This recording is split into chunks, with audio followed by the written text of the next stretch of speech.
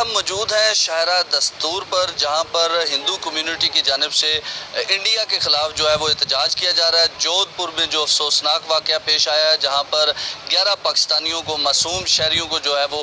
قتل کیا گیا ہے، اس حوالے سے آج یہاں پر جو ہندو کمیونٹی ہے، ملک بھر سے لوگ جو ہے وہ یہاں پر بڑی تعداد میں جمع ہوئے ہیں، جس میں بچے، بڑے، بوڑھے، نوجوان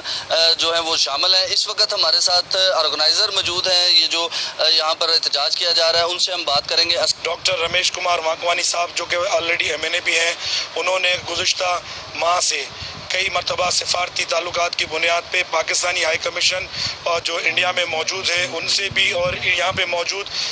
فارن منسٹری سے بھی مطالبہ کیا کہ جو ہمارے 11 پاکستانی بے گناہ وہاں پہ جن کو شہید کیا گیا، ان کے قتل کے مارکات جو ہیں وہ ہماری حکومت اور ہماری پاکستان میں رہنے والی تمام ہندو کمیونٹی سے شیئر کیا جائے، اور وہی مطالبہ کرتے ہیں جو کہ ڈاکٹر رمیش کمار صاحب مختلف چینلز، مختلف فورمز اور بین الاقوامی ادارے جیسا کہ اقوام متحدہ UNO سے بھی کر چکے ہیں۔ اگر ہمارے مطالبات پورے نہیں ہوتے، جس طرح ہمارے پیٹرن چیف پاکستان ہندو کونسل کے لیڈر ڈاکٹر رمیش کمار وانکوانی صاحب جو کہ ہمارے محبوب قائد بھی ہیں ہندو کمیونٹی کے، جس طرح شارٹ کال پہ انہوں نے ہمارے کو کال دی، یہاں آج کٹھے ہوئے، اسی طرح جو ان کا اگلا اسٹیپ اور قدم ہوگا ہم ان کے ساتھ کھڑے ہوں گے۔